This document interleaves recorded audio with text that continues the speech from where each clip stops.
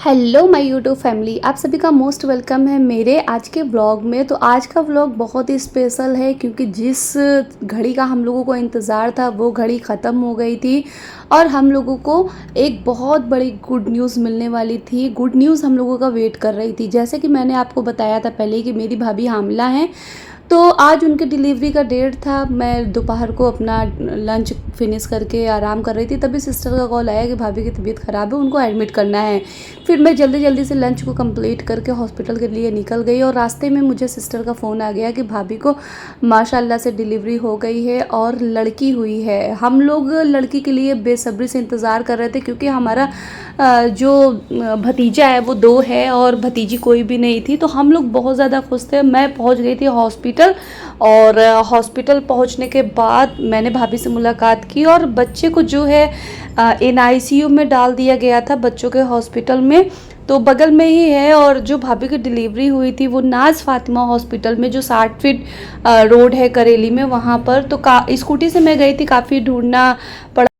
दिन भर की भागा दौड़ी के चक्कर में हम लोगों को बहुत तेज़ भूख लग गई थी। जब बच्चे से हम लोग मिलने आए थे तो मैंने और मेरी सिस्टर ने एक नॉर्मल से रेस्टोरेंट में खाना खाया और खाना खाने के बाद फिर पास में ही एक जनरल स्टोर की दुकान थी, फिर हम वहाँ पर गए और वहाँ पर हमने बच्चों के लिए जैसे किंडर जॉय है, चॉकलेट्स है, चिप्स के पैकेट्स खरीदे।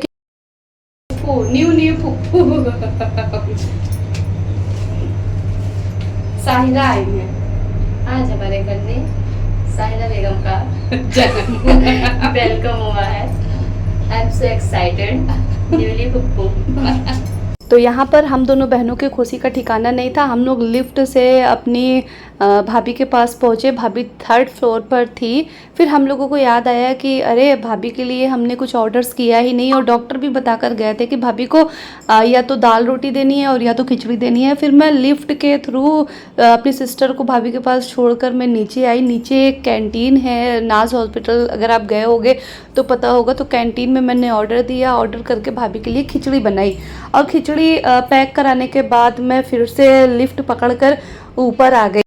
ऊपर आने के बाद मैंने मेरी भाभी को खिचड़ी खिलाई। अच्छा, डॉक्टर ने कोई चीज़ परहेज के लिए नहीं बोला है, बट हम लोग 1-2 दिन ना थोड़ा सा परहेज पर चलना चाहते हैं। आप लोगों की इन्फॉर्मेशन के लिए बता दूं कि मेरी भाभी की जो डिलीवरी हुई है वो नॉर्मल डिलीवरी हुई है और माशाल्लाह से सब कुछ सही है। तो खिचड़ी खिलाने के बाद थोड़ी देर बाद मेरे पापा आ गए थे बच्चों को लेकर। बच्चे किसके थे? ये मेरी जो बीच वाली सिस्टर है उसके बच्चे हैं, एक लड़का और एक लड़की। और मेरी छोटी सिस्टर भी घर में बच्चों को संभाल रही थी और मेरी भाभी के भी 2 बच्चे थे। तो सभी लोग आ गए थे क्योंकि पापा के पास 4 व्हीलर है। तो यहाँ पर हम लोग NICU आ गए थे बच्ची को डिस्चार्ज कराने के लिए। हम लोग वेट कर रहे थे, बच्ची को अंदर फीडिंग करा रहे थे। फीडिंग कंप्लीट कराने के बाद बच्ची को हम लोगों को दे दिया। हम लोग बच्ची को लेकर भाभी के पास आ गए और भाभी ने भी बच्ची को फर्स्ट टाइम देखा, वो भी बहुत खुश थी। उसके बाद फिर बारी बारी से सभी लोगों ने बच्ची को लिया, पापा ने अपने हाथ में होल्ड किया। अच्छा, हम लोगों का जो एक्साइटमेंट है, जो हम तीनों फुफ्फू का एक्साइटमेंट है वो नेक्स्ट लेवल का है, क्योंकि हम लोगों को बहुत ही शौक था एक भतीजी का। 2 भतीजे तो हैं माशाल्लाह, दोनों अच्छे हैं, पर भतीजी होती है ना फुफ्फू के फेवर में, हमेशा फुफ्फू का पार्ट लेने वाली। तो बस इस चीज़ की ज़्यादा खुशी थी। वैसे माशाल्लाह से मेरी भाभी भी अच्छी हैं और भाई भी अच्छा है, हम लोगों को मानते हैं। तो यहाँ पर मेरी सिस्टर का जो बच्चा है वो बहुत खुश था और बार बार पप्पियाँ ले रहा था। तो यहाँ पर उसकी खुशी आप देख सकते हो। यहाँ पर सब लोग सोच रहे थे कि मुझे दिया जाए, मुझे दिया जाए।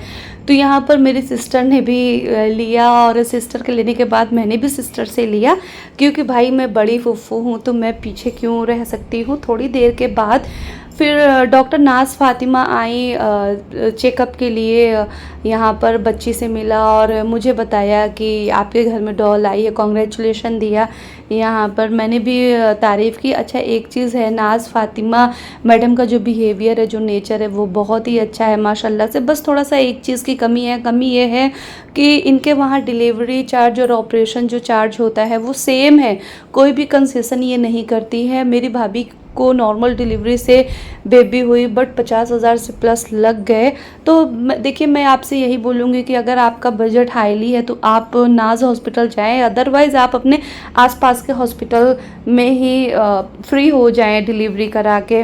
तो यहाँ पर बेबी का फेस रिवील मैंने किया है। मैं भाभी के साथ रात को रुकी थी और मैं सोई बिल्कुल भी नहीं थी क्योंकि फर्स्ट डे था बेबी का। फिर मैं जल्दी से मॉर्निंग में उठ गई थी। उठने के बाद मैंने बेबी को फीडिंग कराई और फीडिंग कराने के बाद बाहर आ गई। बाहर आने के बाद मैंने देखा कि रोड पर काफ़ी सन्नाटा था क्योंकि तकरीबन 6 साढ़े 6 बज चुके थे। मैंने भाभी के लिए चाय लिया और ख़ुद भी चाय पी और चली आई। थोड़ी देर के बाद ब्रेकफास्ट का टाइम हो गया। भाभी ने मुझे बताया कि नाज फातिमा हॉस्पिटल के बाहर नाज मैडम जो है वो 10 रुपये के टोकन से खाना डिस्ट्रीब्यूट करती हैं, खाना बांटती हैं और रोज़ जो इनका खाने का मेनू होता है वो अलग अलग होता है। तो आज था फ्राइडे और छोला पूड़ी और हलवा था और मैडम ही बांट रहे थे सभी को। तो यहाँ पर आप लोग देख सकते हो मैंने एक छोटी सी क्लिप बनाई हुई है और बाकी सब कुछ बताया ना आपको कि बाकी इनका सब कुछ अच्छा है, बस थोड़ा सा चार्ज इनके हॉस्पिटल का ज़्यादा है। अच्छा, मेरे बैकग्राउंड में थोड़ा वॉइस आ रही है तो आप इसको अवॉइड कीजिएगा। बच्चे हैं अपना अलग कमरे में शोरगुल कर रहे हैं। तो यहाँ पर आप देख सकते हो पूड़ी और ये सब्ज़ी और हलवा। देन उसके बाद मैंने भाभी और बच्चे की छोटी सी क्लिप बनाई और यहाँ पर डिस्चार्ज का आज टाइम था और मेरी भाभी से मिलने उनकी बड़ी बहन और भांजी आई हुई थी और इनको पता नहीं था कि आज ही डिस्चार्ज करना है और हम लोगों को भी पता नहीं था कि ये आने वाली हैं। अदरवाइज़ हम लोग मना कर देते, बोल देते कि हम लोग घर आ रहे हैं, घर पर ही मिल लीजिए। आज डिस्चार्ज का टाइम था तो भाभी ने कहा कि एक बार हम और रूटीन चेकअप करा लेते हैं, देख लेते हैं कि सब कुछ नॉर्मल है या नहीं। तो भाभी को हम लोग लिफ्ट से लेकर गए डॉक्टर के पास। अच्छा, फ्राइडे को क्या होता है ना, इनका जो नाज फातिमा को ओपीडी है वो फ्री होता है तो काफ़ी ज़्यादा भीड़ थी।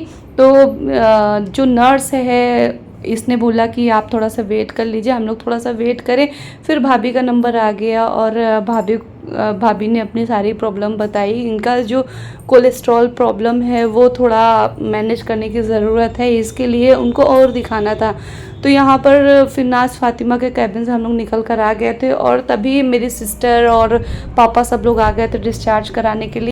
तो यहाँ पर मेरी भाभी अपने ससुराल को चली गई थी पापा के साथ और सिस्टर के साथ और मैं स्कूटी से अपने ससुराल से आई थी। तो स्कूटी से ससुराल को लौट गई। क्यों लौट गई? क्योंकि मेरे जो बच्चे थे और हस्बैंड थे घर पर अकेले थे और आज दूसरा दिन था और दूसरे दिन तक मेरे हस्बैंड होटल से खाना खा रहे थे तो मुझे अच्छा नहीं लग रहा था। यहाँ पर छोटी सी क्लिप मैंने मेरी छोटी सिस्टर से मंगाई है। भाभी के रूम को डेकोर किया गया था भाभी के आने की खुशी में।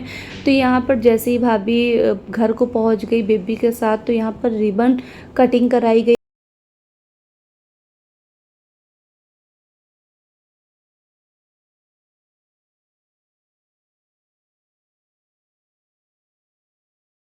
रिबन कटिंग करने के बाद भाभी ने रूम में एंट्री ली और भाभी ने जैसे ही रूम में एंट्री ली मेरी सिस्टर ने जो पार्टी पॉपअप होता है उसको फोड़ने की कोशिश की बट वो फूटा नहीं। फिर उसके बाद मेरी सिस्टर ने क्या किया कि ऊपर से पन्नी फाड़ के मतलब खोल के ऐसे ही भाभी के ऊपर ऐसे ही छिड़क दिया।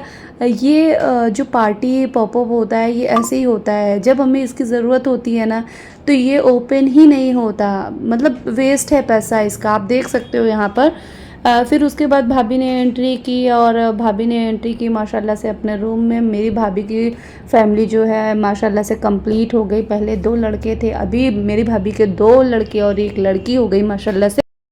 घर में पहुंचने के थोड़ी देर बाद पापा हाफिज़ जी को रूम में लेकर आए क्योंकि मेरी भतीजी के कान में अभी तक अजान की आवाज़ नहीं गई थी। तो यहाँ तक था हमारा वीडियो। आई होप आप लोगों को वीडियो पसंद आया होगा। दुआ की दरख्वास्त है मेरी भतीजी और भाभी के लिए, खूब दुआ कीजिएगा। मिलते हैं नेक्स्ट वीडियो में। Take care, bye bye.